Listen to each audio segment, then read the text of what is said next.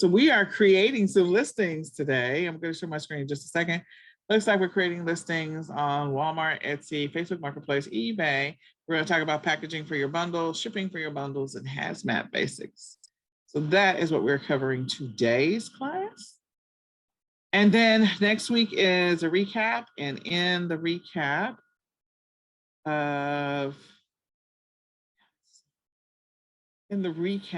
we are definitely going to be going over the, we're going to actually work together to create a bundle. I think it's time for us to create a bundle. Let me just grab this and then I'll show my screen and we'll get rocking and rolling. Hello, this is Nicole Whitlock with eCom Sellers Mastery. This is the bundles workshop. This is session 4. I'm excited to be here.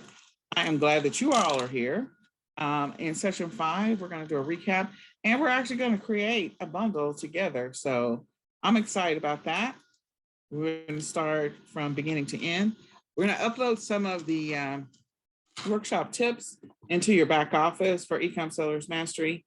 And then that way you'll be able to access them and download those like little checklists to help you on your journey for e-commerce. So I hope that this class has been helpful for you so far. I hope you've enjoyed the content. We got a lot to cover today. So let's get started.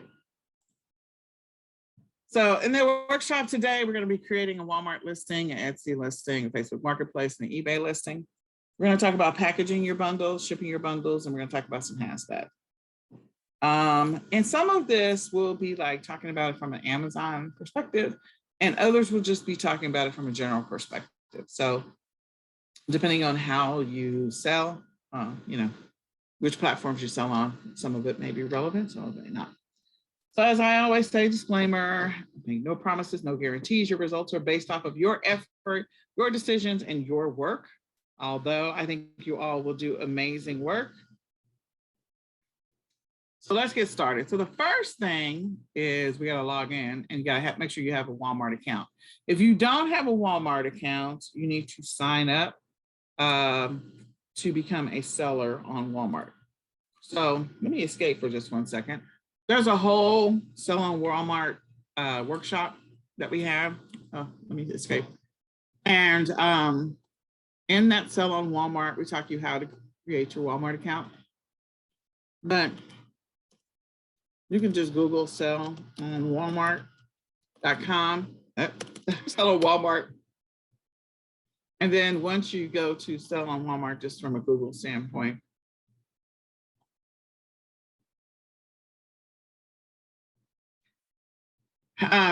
you can click on, once you go to Google, you'll see an option to be able to sell on the Walmart Marketplace. And then you can click on request to sell on Walmart. There are several pages that you'll go through when you request to sell on Walmart.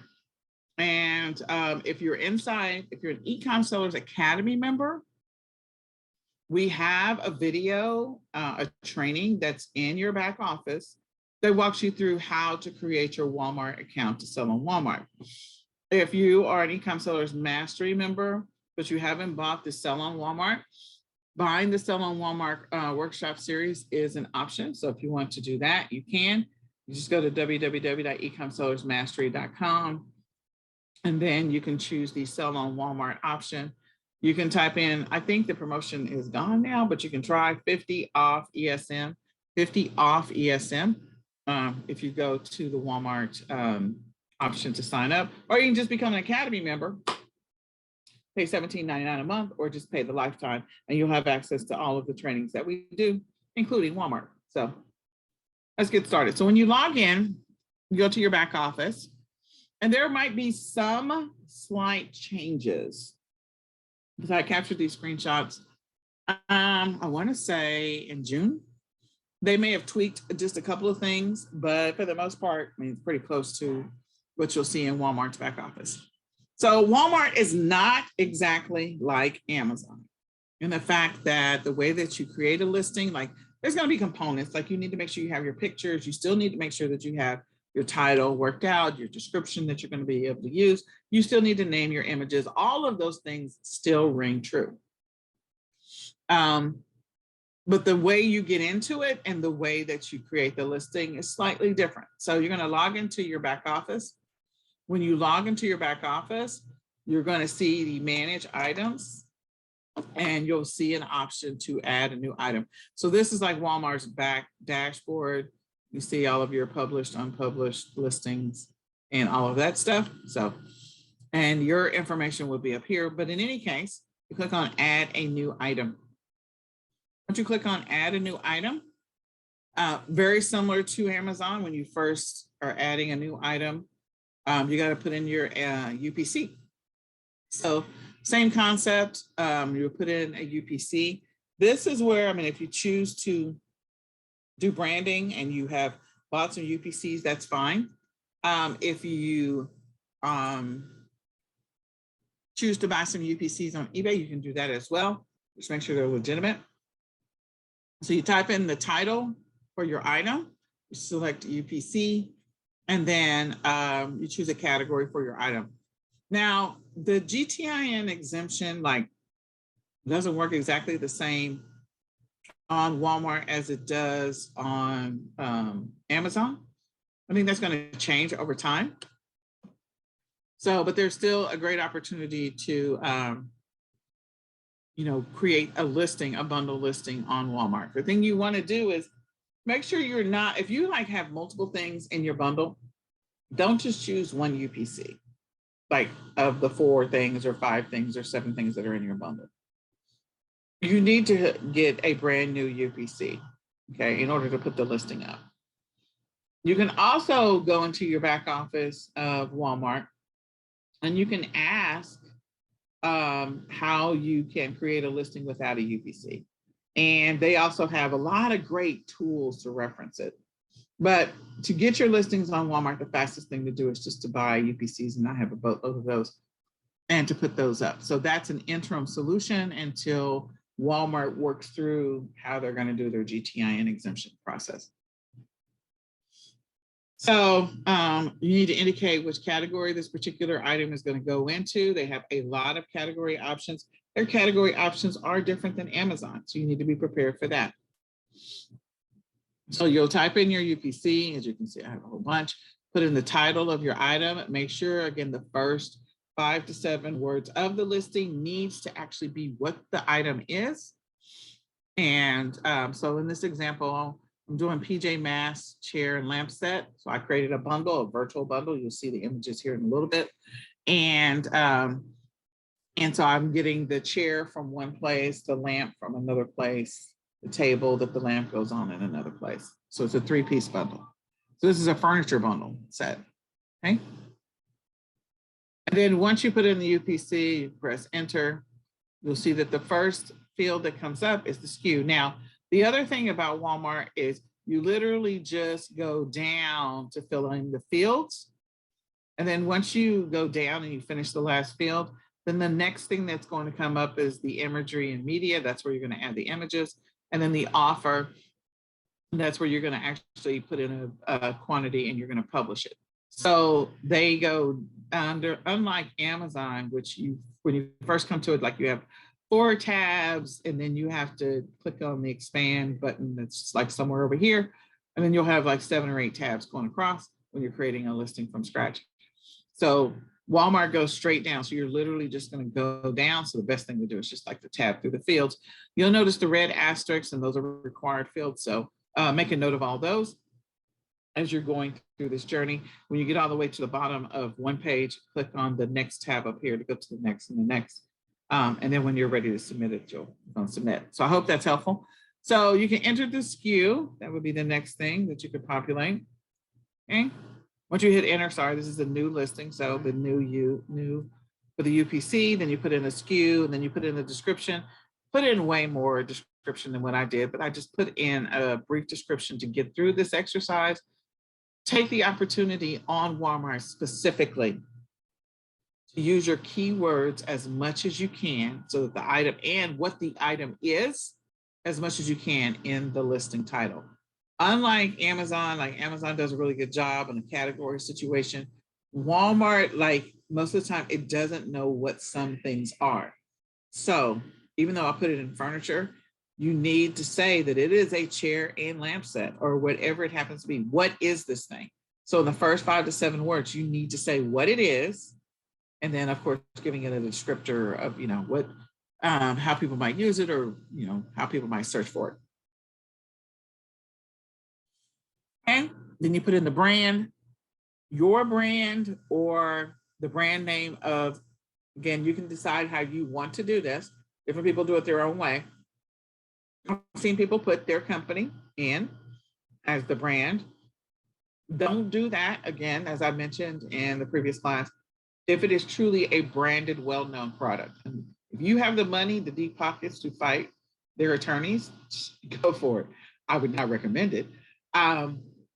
So figure out what your branding situation is going to be. I would recommend that whatever brand, if you're creating listings on Amazon, you use that same philosophy as you create them on Walmart. Okay, put in a description, the key features, okay, keywords, search terms, the dimensions, things that people are going to need to make a decision on whether or not they're going to buy this thing.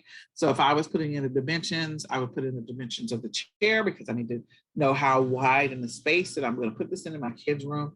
How wide is the table? How tall is the table? Maybe my kid's bed is like really low, so how tall the table is, the lamp, anything that they need to know to make a decision. Okay. The manufacturer, again, if you're buying it all from the same place, that's great. If you're not, then again, you need to decide what you're going to put there. Now you can see that one doesn't have the red the red asterisk. I would still recommend that you put something in there. In this example, I have contains electric component. That option may not always come up depending on the category. Very similar to what happens on Amazon is depending on which category you choose, different fields are going to show up based on what you chose. I'm sure that this one, because of the lamp, it says furniture, that is asking if there's an electric component to my item. Like if you were selling candies, that's not going to be one of those things that you're going to type. Contains pesticides. Enter if there's a model number and it makes sense to include the model number. Again, you're creating a bundle. So unless there's a unique model about the chair or the lamp or the table, probably going to leave that blank.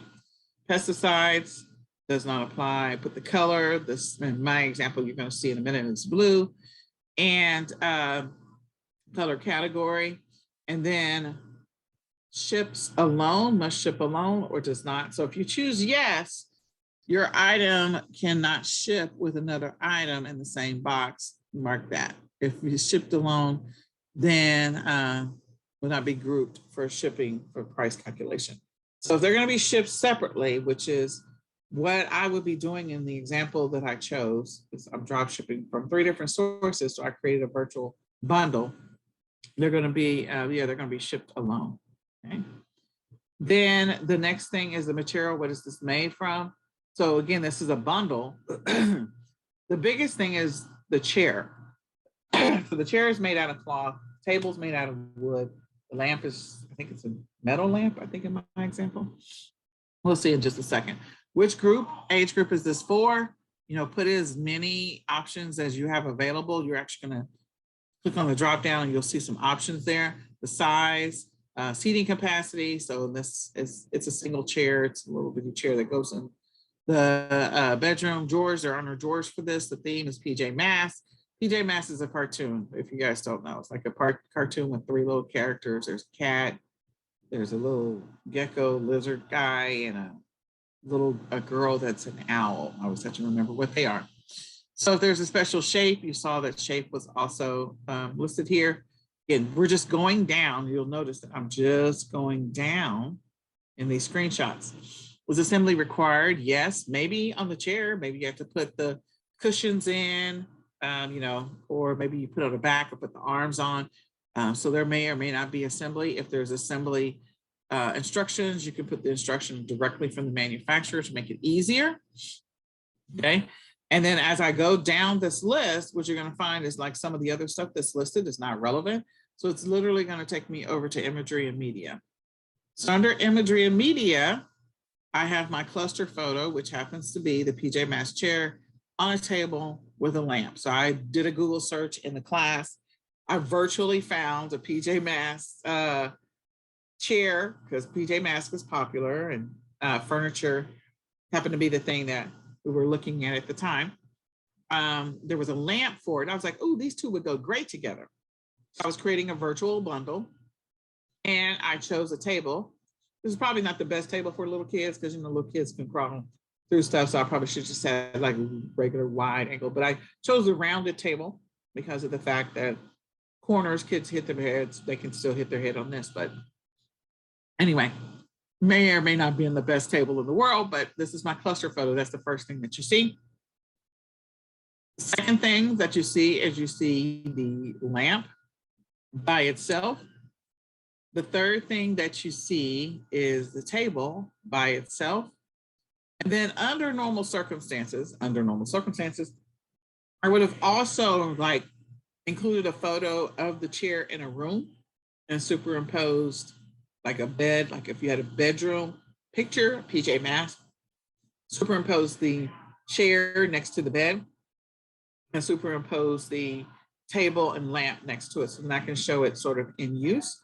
Or if there's a picture of a child sitting in the chair, I can include that picture, you know, those types of showing it in use. So that would have been the next set of pictures. Again, I didn't Google it any further. I'm sure we could find it.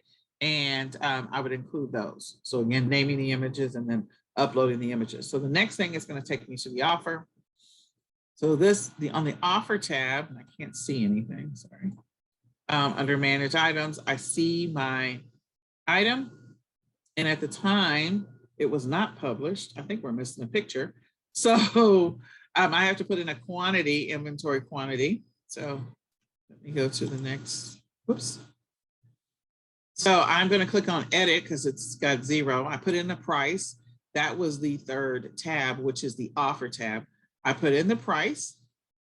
And if I say I'm going to offer free shipping. So in the class that I taught, and you all have the opportunity to go back and see class 4, the previous one, where I did some calculations. I'm like, okay, so the chair is this much. So maybe the chair is like, I don't know, $49.99.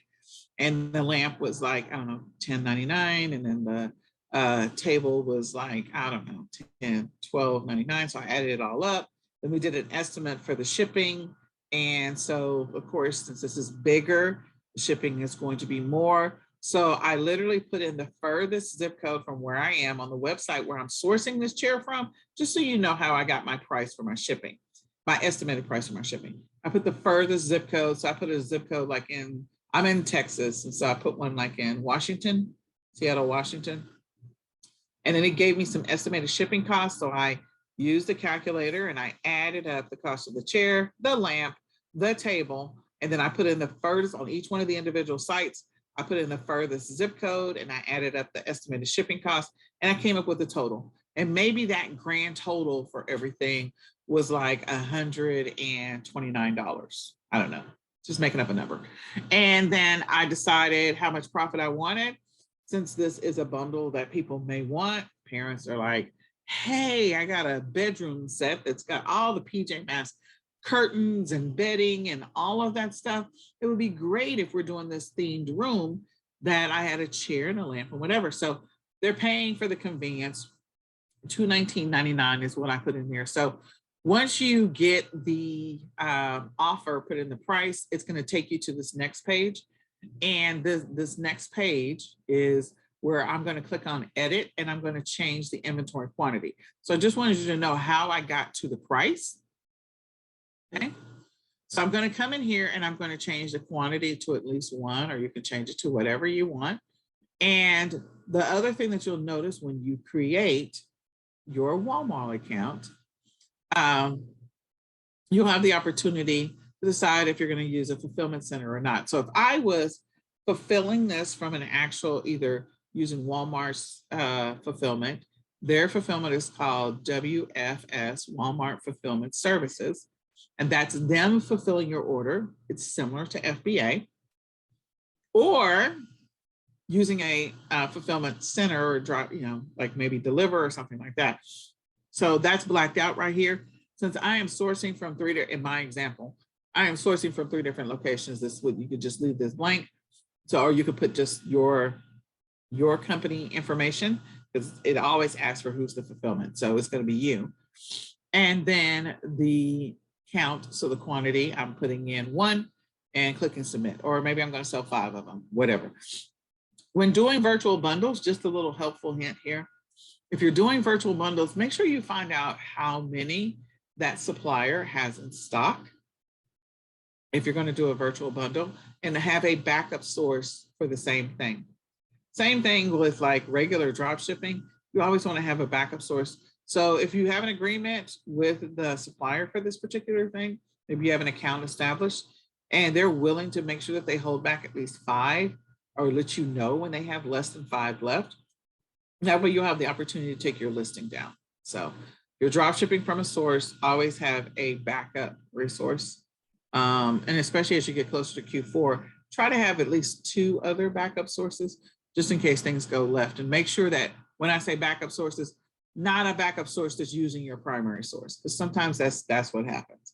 Is there, you guys are all using the same source. And so he says he has 5, the other person says they have 5, and then you're all starting with the original 5. It's not really separate. So you put in your quantity and then you hit submit. All right, so for more detailed instructions, again, this is walking you through. This is exactly how you create a listing on Walmart. It actually goes faster on Walmart to create a listing than it does on Amazon, just so you know. And with Walmart, you can actually upload, you can populate a spreadsheet to create your listing as well. So that's another cool thing. Their upload process to create listings is much faster and smoother, in my opinion, than Amazon. So, okay. So that is creating a listing on Walmart. And for more details, you can sign up for the Walmart class. I don't know if the promo code is still good, but you can sign up for the Walmart class. Or if you just want to know how to create an account, you can join Academy, eCom Sellers Academy. And you can either pay for the lifetime membership or you can pay the $17.99 for the one-time membership. Okay, now we're going to talk about creating a listing on Etsy. So you're going to log into your Etsy back office. Again, if you're an Academy member, we talk you through how to create an account. And once you create your account, then this would be your back office. There's some setup that you have to do on Etsy. Definitely, they want the finance stuff set up before they let you do a bunch of stuff. So that's like your bank account information and all of that integration. So they definitely want that done. So the first thing is, once you get your store set up, again, there's training in the back office of Academy. You can click on add a listing. Once you click on add a listing, it is actually going to take you to where you can do your pictures first. So you can start adding all of your pictures that you have available for your items. So you want to make sure you have the cluster photo. You want to make sure that you have, so you'll see the primary photo. Then you have cluster photos that you, the cluster photo is the primary photo. All of the images, and then try to show one that's in use. The great thing about Etsy is they're telling you, like I've been talking about, in use, or at least in the lifestyle setting that makes sense. So again, in a bedroom or in a kid's room over in the corner. So you can grab images from like Canva to show a room and then just superimpose your chair in there with your table and your lamp. Okay, I don't know what's going on with the coughing. You also have the ability to create a video. So if you're not, like, you don't, most people think of a video like a real regular video. And if you don't have video footage of your particular item, you can actually put a series of images together and make a slideshow that becomes an animated video. So you can upload that. Videos can also sell your items pretty quickly. So adding a video, I would encourage you to do so. Then you get to the place after you've added the image and or the video. Then now we're into what is the item? And so they give you some helpful questions along the way. Who made it? What is it? When did they make it? And in this example, like, of course, I'm not going to put the PJ Masks chair on Etsy because it's not handmade, or it is not like print on demand, because you can do print on demand on Etsy. So if it was like pillows or something like that, then I could do that. Who made it? Blah, blah, blah. And then the category in which you want it listed in. And then renewals and whether or not it's a physical item versus a digital. There's a lot of digital products you can sell on Etsy. And then you want to put in the description of the item. So again, you've already done the work.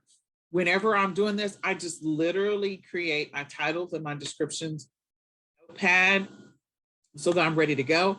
Or if I'm working with a VA, I kind of let them come up with the title and the description based on the training I've given them. And then I go into that file or spreadsheet and I tweak the titles and the descriptions. And then that way they can go ahead and create the listings for me and I don't have to do it. You also have the color, and if there's anything about the ingredients or materials, you can go ahead and populate that. If there is an additional section that this should go in, you put that in there. But the price, the quantity, the SKU, all of this is going to be very similar activities. And then if there are variations for this particular item, you can add the variations information. The shipping. So you can have the shipping calculated for you, the origin zip code. So this is if it's being fulfilled by a fulfillment center, or, you know, if you're doing drop shipping, then you want to put the origin zip code. Now, this, in my example, is coming from multiple zip codes. So what I would do is, because maybe the sofa is the heaviest, I would probably put in the zip code for the sofa if the other pieces are coming from somewhere else, if you're doing a virtual bundle. But again, I'm not going to list this on Etsy because it's not handmade and it's not drop shipped and it's not any of that stuff. So, but just keep that in mind as you're going through the process of, you know, creating your listing. Processing time. So how much time do you need for handling? All of your settings on Walmart, I think that's part of your setup on your processing time in general. So if this is something where the chair distributor says I need 5 days, and the table distributor says I need 2 days, and the lamp distributor says they ship it same day, then I would go with whatever is the longest processing time. Where I'll ship. So this is if you're selling international, if you're allowing people from the UK to buy from you, and Australia and Canada, then you can put that information. If you're only shipping the US, then you can just go ahead and put in US, and that's it. And then let's see, shipping services. If your buyer wants to, if you want to allow your buyer to choose how they want this shipped, expedited shipping, you know, same day, whatever the options are. So you may not have a bunch of options on this particular listing because you're relying on whoever is drop shipping it for you. But if you're doing this yourself or you're using a fulfillment center, again, keep that in mind. And then if you're saying that you're just going to do free shipping domestically, which is the US, that's fine. There's a handling fee for the shipping. Then you can go ahead and go with that. All right. You also, the one thing about Etsy, and it's similar to eBay, is you can actually set up a shipping profile, shipping policy. So you can set that up, put in your item dimensions and weight so that you're prepared for that. And so I would, if I were really listing this on Etsy, if I was allowed to, I would put in the heaviest item. Because again, that's the item that is going to be the one. So to simplify this, in my example, I would do free shipping, and I'd already done all the calculations before. And I would put in the chair because that's your biggest item.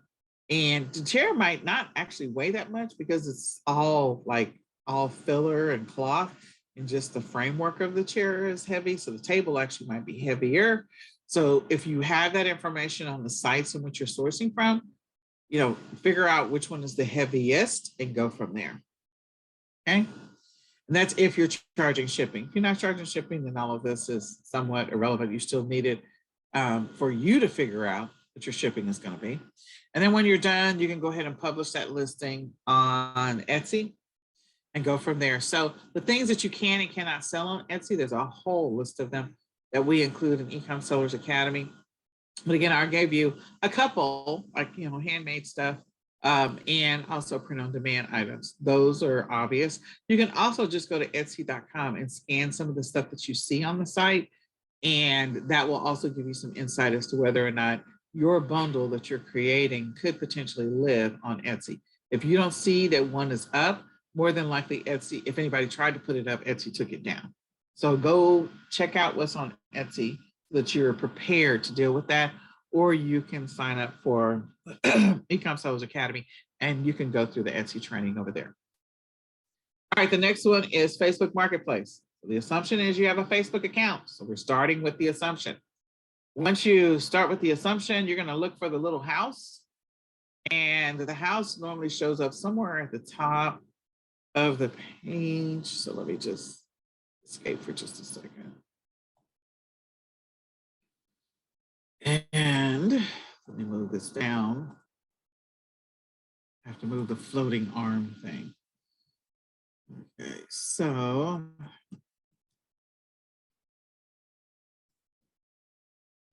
all kinds of stuff. So once we wait on Facebook to come up, any minute now.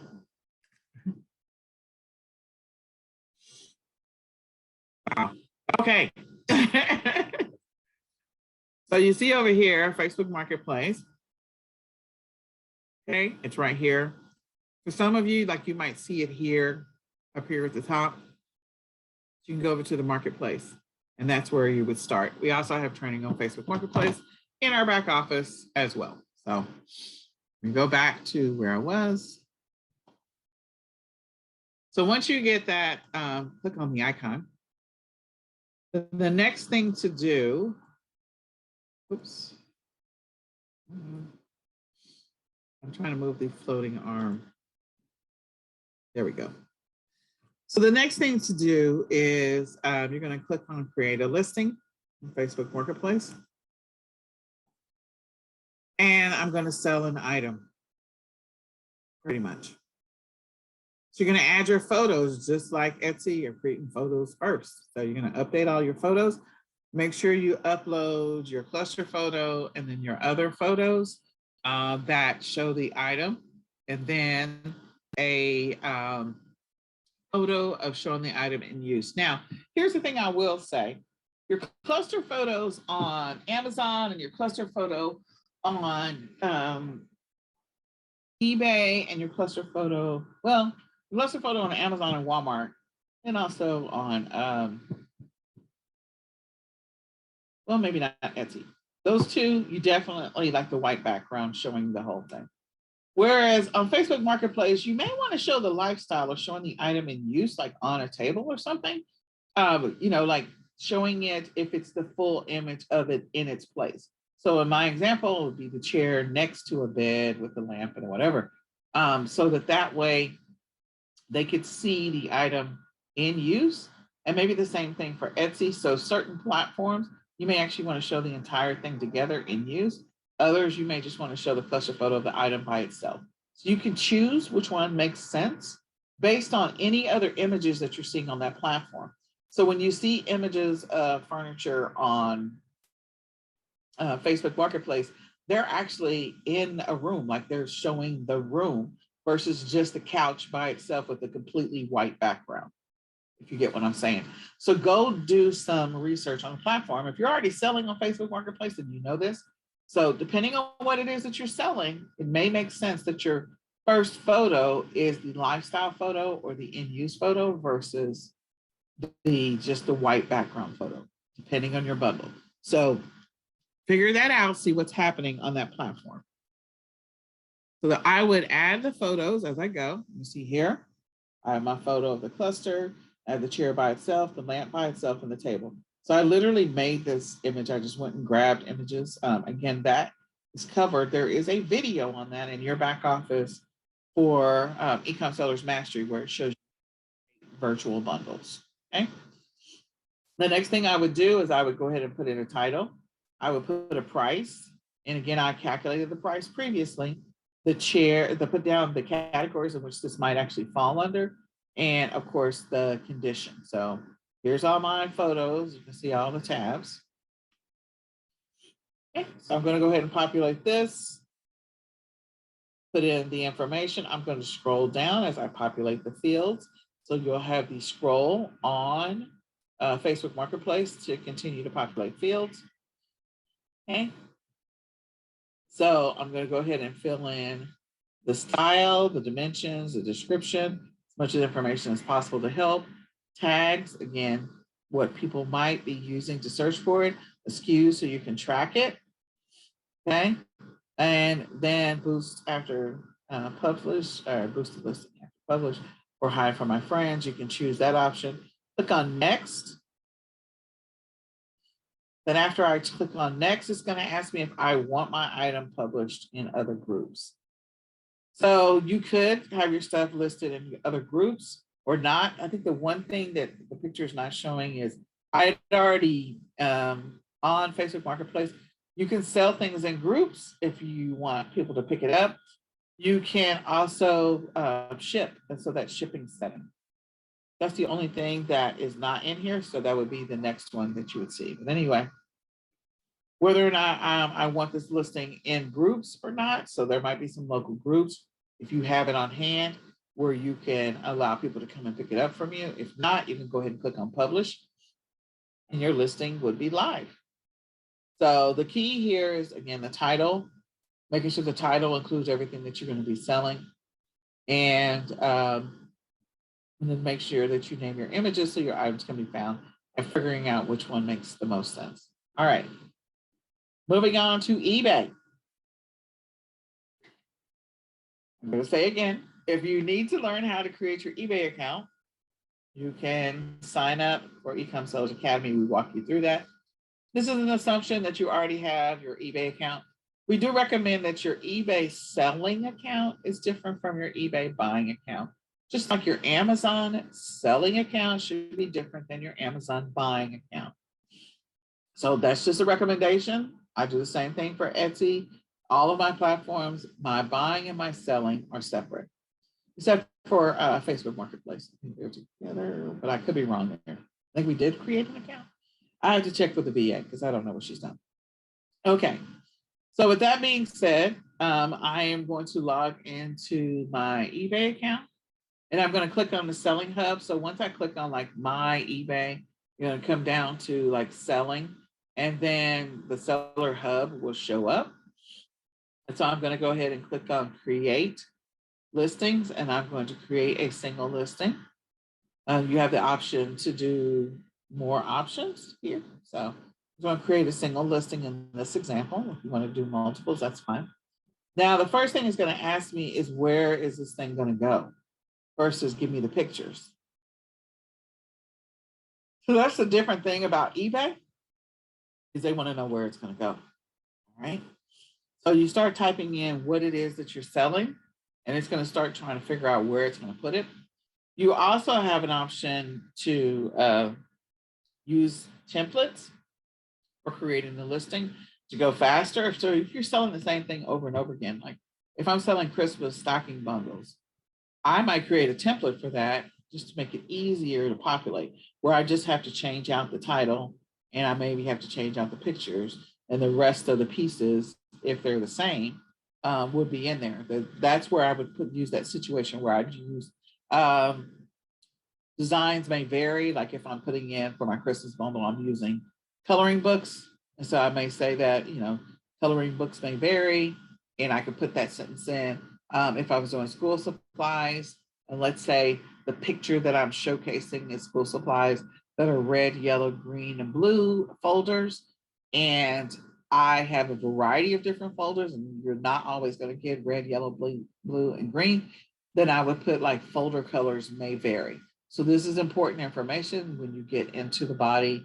When you have a template, make sure that if there's a variation of some type, or I'm sorry, if it's not going to be the exact same thing as the image, that you include that in the template for that particular line or bullet.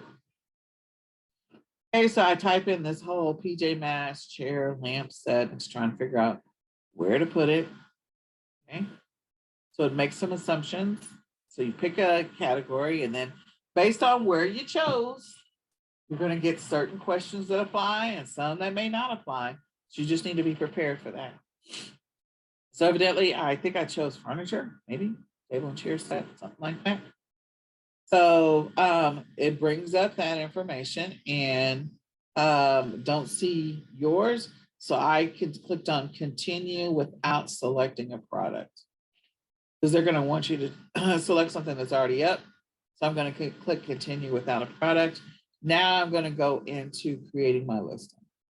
So I had the title, and use up as much of the title length space on all of your platforms as much as possible, and use as many descriptor words, search terms, or use terms. Well, search terms mainly, more than anything else, and also what it is. I'm going to indicate where it goes. So this is a kids item, and I put table and chair. It includes that because this is a bundle. And then the other thing is if there's a secondary category. Now it says fees may apply, so you need to make sure that you're paying attention to that. But this is where my category is going to go: play table and chair sets. I don't know that that was probably a good choice, but that may be based on what I had available at the time. You're going to put in your UPC and the condition. The more fields you populate in eBay, the happier eBay is. So as often as possible, try to fill in as many of the fields as possible. And then now I have the opportunity to add my images. So I'm going to add my cluster photo first, and then I'm going to add all of my secondary images after that. Okay. After I've done that, then number of items in the set. So in this example, mine is 3. That includes, and I indicate what it includes. So you can add different things, add a table, and then the brand. Again, if you have a brand that you've established for Amazon, using the same brand name on Walmart, using the same one on eBay. Okay, so then after I put in that information, then I have a lot of additional fields that they're going to ask me questions about.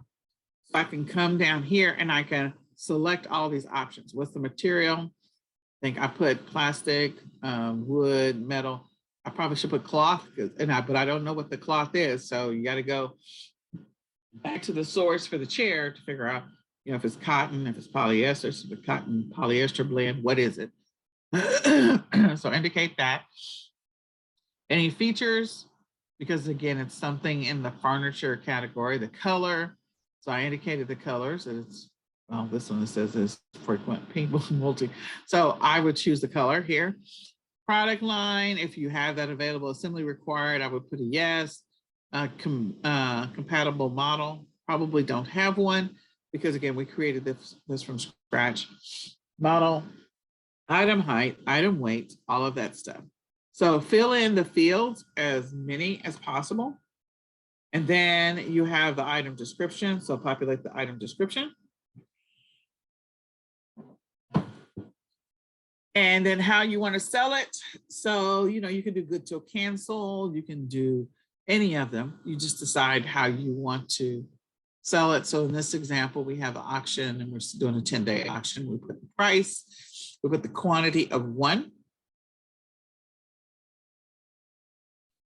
And then after we put in the quantity of 1, these are the remaining fields, I believe. We're towards the bottom at this point on eBay. So eBay is a long page. Certain fields, depending on what you populate, certain fields start to show up as you go down the page to create the listing. And the concept is similar to that of creating a listing on Walmart. Okay. So they're going to calculate, because they're a it's a marketplace facilitator. they're going to calculate the sales tax unless you want to apply some specific sales tax. They're going to do it automatically for you. And this is all based off of your setup of your account. And then domestic orders only, if that's what you're going to do, or domestic returns accepted. So if you're only going to ship the US and you're going to receive from the US, then you can choose that. And then who pays for the shipping? That's going to be the buyer if they're going to return it. So if you already have a return policy, a shipping policy, a refund policy, like if you already have your policy set up in eBay, then the stuff is going to default in. If you don't have that set up, you're going to have to choose it per item every single time you create a listing. Okay. So then domestic shipping, you have to fill in that. If you're going to do international, you need to point that out. And in this example, I just did free shipping. And then the dimensions. Now here's where you really do need the dimensions. Whereas before, like, because it's a bundle, it's kind of hard to tell, but try to give all the dimensions in the description for each one of the individual items. So then that way, again, a parent that has a child in a small room, because most kids rooms are small, needs to know how much real estate they have to work with. Okay, and where is it being shipped from? And then you can go ahead and list your item, click on list your item. You have more options that you can choose. You can also preview it, or you can just save it as a draft. Those are all options for your eBay listing. Okay, so let me check to see if you have any questions. Sorry, I had to escape everything so I could see if you have any questions. So what questions do you have right now?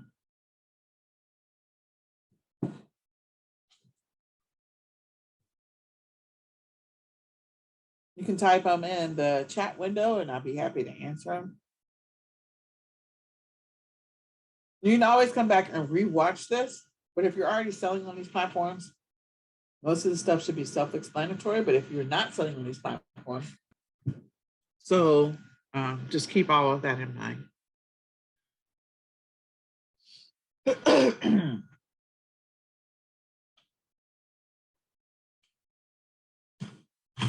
All right, I'm going to keep going. Hide the floating controls. All right, so packaging your bundles. We talked a little bit about packaging before, but let's just step through pieces of it. So your packaging is important, especially if this is something you're going to do long-term, bigger picture. You need to figure out the art of keeping your bundle completely together, getting it to the customer in one piece so that you don't run into problems. You're going to do virtual bundles, relying heavily on whoever is distributing your pieces.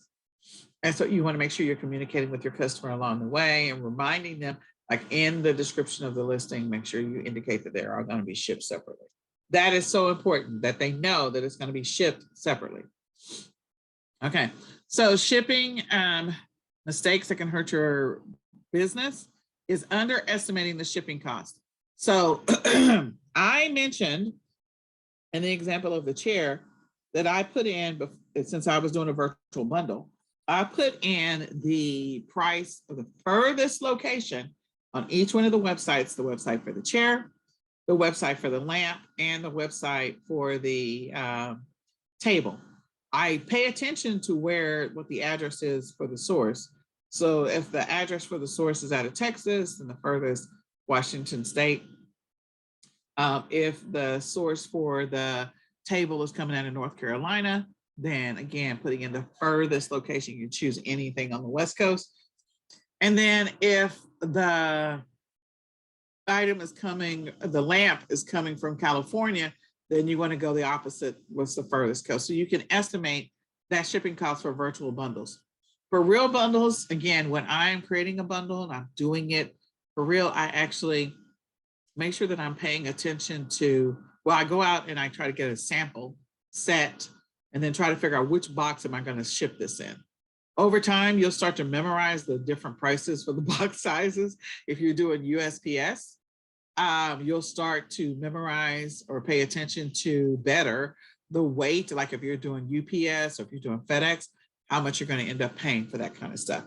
I will tell you of the three carriers, like majority of the time, like sometimes FedEx is the highest, but you should be shipping from your back office. UPS will sometimes ship through USPS, so you need to be mindful of that. But you do need to have a really good handle on how much it's going to cost to ship this item. So if you're not doing virtual bundles, go out, get all the components as close to what the original is, and then figure out what the shipping is going to be on that item. What's the smallest box I can stuff all this in and not increase my shipping costs? So I like to throw in stuff that is like negligible. Like stickers is negligible. Like a pencil is negligible, meaning it doesn't weigh that much. It's not going to take up any other extra real estate in the bundle. So the more of those types of things that I can stuff into my bundle combination, and I really don't take up additional real estate, then the higher the ROI I could potentially get out of that bundle. So delivering damaged goods, you got to figure out how you're going to package it. Does it require bubble wrap or does it not? Does it require air pillows? What does it require? Does it need to be shrink wrapped? I think that putting together a bundle and having a shrink wrap machine is not always necessary to actually have a shrink wrap machine. So keep that in mind. This satisfied customer leaving you negative feedback. You don't want negative feedback. You want to make sure your item arrives intact. Items being shipping late, that's going to impact you on the platform. And it may also start a chain reaction of negative feedback from your customers. Not having an effective shipping plan can cause you to spend too much. So again, figuring out in advance how much is the estimated shipping going to be for this particular combination. Because if you're going to scale up, maybe you're going to ship 200 of them, having that shipping price is going to be important as you determine the sales price for your item. So when developing a bundle, you should test it. You should be asking yourself, what is the cost? I said that over and over again. Determine what additional packaging you might be required. What is the cost of that? So, and how do I need for testing?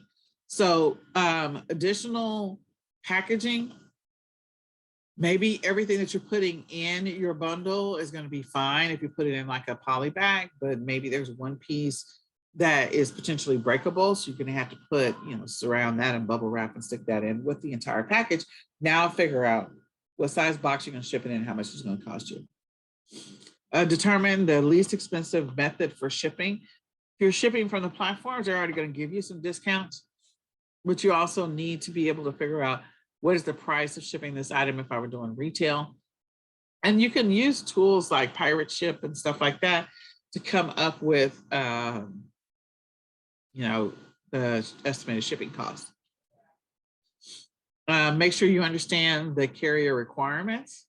So there are some carriers that are not going to allow you to ship certain things. So don't put those things into your bundle and get yourself in trouble. I have the funniest story. My brother, for the holidays, this is not a bundle story, but this is a shipping story. For the holidays, he was shipping a toy that we were selling, and the toy made noise. It made a ticking noise.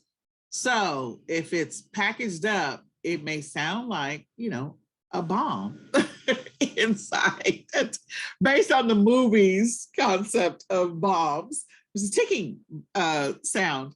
And so he went to go drop it off after hours at like a CVS or Walgreens or something. And so he's like, I'm just dropping off this package for pickup for tomorrow. And because it was ticking and making a noise, the guy said, you're not leaving this here. And he's like, but it's for shipment. I don't care. You're not leaving this here. But I can't go put it in the drop box at the USPS. So they have pickup here, right? Yes, we have pickup here, but you're not leaving this box. And it was because it was making noise. So make sure that whatever bundles you're selling, like I had never, ever experienced that before, like ever. So make sure you're mindful of the contents. And if your contents makes noise, you need to figure out how to ship it so it doesn't make noise, okay? Because some people will be freaked out by it. They may actually destroy your package before it gets to your customer because they perceive that something bad is inside. And then run a test, do a test run to determine if you will continue like assembling this yourself and shipping it, or whether or not you're going to have a prep center do it for you. Okay. So, packaging for your bundles. How are your packages going to arrive and what will they look like? It's the last visual that your customer has about your business. So if your stuff arrives in a beat up box, or when they open it, it is all over the place. You're doing a food bundle and you're doing seasonings, and all your seasonings have burst out of there. That's horrible. If you're doing a spa bundle, it's got lotions and shampoos and conditioners, and they open up that package and everything is all over the place, that's bad. So I need you to think about how you're going to ship this particular item as far as packaging is concerned.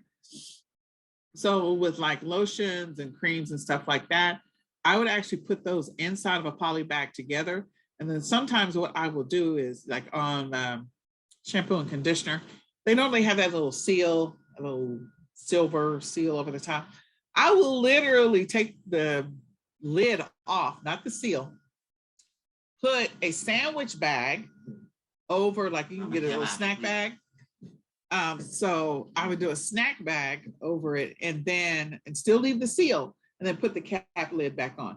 So that way, if for some reason the air pressure in the plane causes this thing to want to bust, that where it goes is managed as much as possible, because that little silver seal that goes over the top of lotion, like, not going to do much. So that way, when your customer gets it, they don't have stuff all over the place. So that is one of the ways that I mitigate that. So be mindful of how your things are going to arrive. If you're putting all your stuff into a box and the box is really super big, then your stuff is just going to look like a bunch of crap inside of a giant box. So try to make the box as compact as possible. Try to figure out the most compact way to ship this item. And the smaller the packaging, that's also going to help you as well. So don't put a bunch of stuff into a box, trust me. Things not to use. So some of this is definitely Amazon specific, but others are just stuff you should be doing anyway. So a cardboard box for food packages. So don't ship your, I don't know, your phone cover and accessories in a cereal box. Just don't do that. If you have to do that, like turn the box inside out so the brown side is on the outside, and make sure you do something with the packaging. Greasy food bags, don't do that. Boxes that are extremely dirty or beaten up. Improper packaging for stuff that is fragile. So not having enough padding or air pillows, maybe both. Improper box size, I just mentioned stuff, a whole bunch of stuff. Just looks like a bunch of crap inside of a box. So if you're doing a bundle, make sure you package it up tight and neat so it doesn't look like a bunch of crap when the person gets it. It's all nice and neatly put together. So what I do with my Christmas stocking bundles is I take the stocking, I put everything into a poly bag. So I put the coloring book in there, I put the calendar in there, markers or pencils or crayons in there. I put the stickers, I put the whatever the other toys are, whether it's a key ring or something else that goes in there. I put candy canes, I put them all inside of this poly bag, and the stocking is folded in half along with the coloring book, the puzzle. So it's all neatly packaged together. When they get it, it's all there. All they have to do is just put all the stuff into the stocking itself. Okay, so something to think about. And I also ship it that way because you have to be mindful of when it rains. And so your item is going potentially across multiple states or potentially to another country. What if it rains? What if the boxes get left out because something is closed and so it gets wet? So if I'm selling a stocking bundle, I don't want my stocking to be drenched. So I put everything into a poly bag to also keep everything dry, just in case things go wrong. So if you're selling cloth related items, definitely be mindful of whether or not, if the box gets wet, is this thing ruined? If the package gets wet, is this thing ruined? Okay. And then use clean packaging, boxes, bubble wrap, all that other stuff, proper size for the box.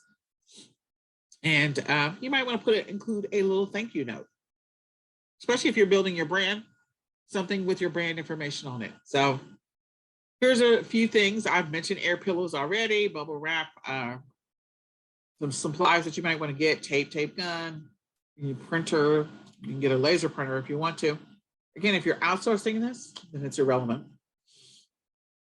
So buy your shipping online on the platform where you're selling the item, because you'll get discounted rates there. Flat rate, learn the learn the USPS flat rates, because some of the flat rate boxes, they'll let you ship a brick. They'll let you ship up to 50 pounds in a package. And so that could be helpful for you. Like if your bundle is exercise weights and stretch bands and like, I don't know, the exercise ball and the grippy thing, like maybe you're doing a fitness type of bundle. You can ship all of that like in a flat rate shoebox. Maybe get everything in there. Now, again, be mindful of if this box gets tossed around, if you got weights in there, is it going to go everywhere? So having those pillows, air pillows around the weight, if it gets dropped, it's going to reduce the damage that it's going to do on the box itself. And sometimes you may have to ship a box inside of a box. That happens sometimes too. If cubic shipping is needed because you're buying a bunch of stuff in larger quantities, behind a pallet, whatever it is, make sure you're calculating that as well. Sometimes you can discount for that. And I recommend Pirate Ship. Like Pirate Ship can help you with a lot of estimating cost. You may not always use them for everything, but they can help you with estimating costs. Okay, so what questions do we have? Okay.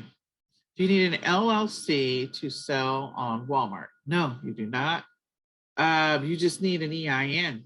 They don't allow you to create an account on Walmart with your social security number. You just need an EIN. Unlike Amazon. Amazon will let you do it with your social security number. Okay. So shipping, I recommend that you have it. Yellow popcorn.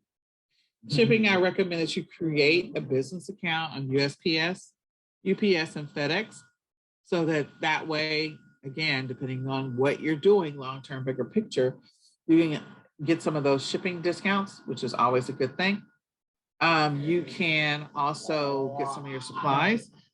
We have a Bubble Fast account, so if you want to take advantage of Bubble Fast, you can order your supplies from there and use eCom 2M's sellers at checkout to get a discount. I think the discount is like 10%, 10%, 15%, something like that.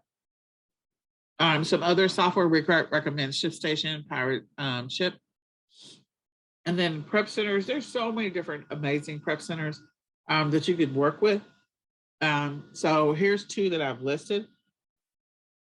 These are different than using a fulfillment center, because a fulfillment center assumes that it already came in the way you want it.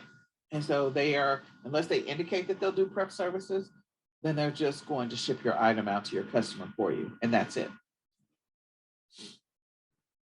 All right, so hazmat and prohibited stuff. The thing that you need to do is you need to pay attention to the contents from the manufacturer. That's the biggest lesson if you're going to create bundles, okay? So you need to review the product information so that you don't get yourself in trouble with different platforms where they say, oh, you can't sell this, you can't sell that. So you need to make sure you know what's in it, and then based on the platform that you're selling, go see what the requirements are. Learn what's in it first before you're going to go sell it. Like I check the weight. I do check I buy a sample for several different reasons. One, so I can figure out how I'm going to do shipping. So that's one thing that I do. And then the other thing is I'm looking at all the contents see if it's going to get me in trouble on any of the platforms. So the majority of the time that I sell things, I don't sell things that has any like major chemicals in it, because I am not trying to be limited on where I can list this particular item. Okay. There might also be some state or local laws that you need to pay attention to when it comes to dealing with hazmat or prohibited products. Okay. So if they say you can't ship gasoline, don't ship gasoline. Like, don't ship things that are going to get you into trouble. Okay. Check to see if the product, if you can sell that product, if you see it already on the platform. So in a bundle, if you don't see this particular, like maybe there's one item out of your bundle, you got 5 pieces in one pot, one of them happens to be a hazmat. The rest of them are just all plain plastic or wooden or whatever. There's nothing exciting about them. So go see if you see the product that has the chemical in it, or maybe considered hazmat, if you can see it on that platform. If you do, go look at the listing, okay? Read it, see how they listed it, so that way when you get ready to create your bundle listing, you list it the way you need to. And like I said, review the platform's shipping guidelines and selling guidelines for those particular items. Okay. So a lot of the time it's like maybe you also need to know on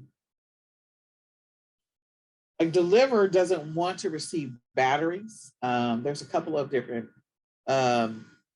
fulfillment centers that actually have guidelines of their own where they're like, we don't want you to send that stuff here.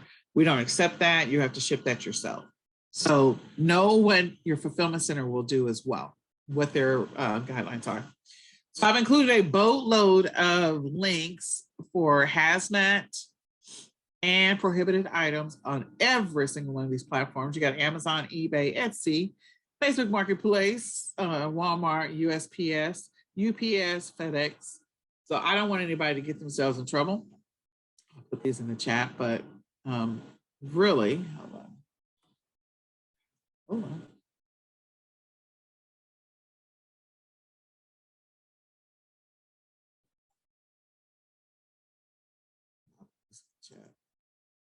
Okay.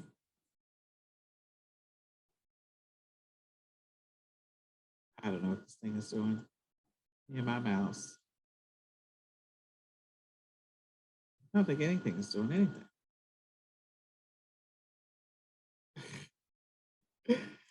Oh, I need to switch to this other computer. Copy, copy, copy. Paste. Okay.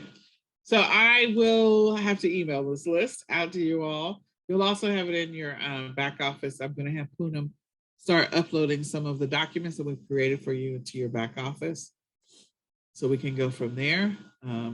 Just go back up here. So today we were talking about creating a listing on Walmart, Etsy, Facebook Marketplace, and eBay. And I want you through the fields that you need to pay attention to and or things you need to keep in mind. We talked about packaging, we talked about shipping, and we talked about hazmat. So next week, we're going to do a review. And then after we do the review, we're going to go through the checklist and we are going to create a bundle together. We're going to do some research on the sourcing and figure that out. We're also going to talk about the numbers next week. So we're not talking about the numbers today. We talk about the numbers next week, but let's create a bundle. So come prepared next week for that, or the next class. What questions can I answer right now? Was this helpful? And are you still getting a lot of helpful information and or value out of this class? Are you guys awake? Are you still with me? Is everybody there? I know at least one person is. I heard it. Okay. So let me know. Again, your next class, in your next class, we have classes back to back to back to back to back after this. So just be prepared for that. Of 4 weeks of straight, we're doing this, and this. So come back next week. Let's build a bundle together. Maybe let's build a couple of bundles. It's going to be fun. And go ahead and review the videos in your back office. If you have any questions, we have a live Q&A at 3 o'clock. I'm happy to answer your questions right now if you have any, so we can talk about them. Are there any questions that I can help answer right now?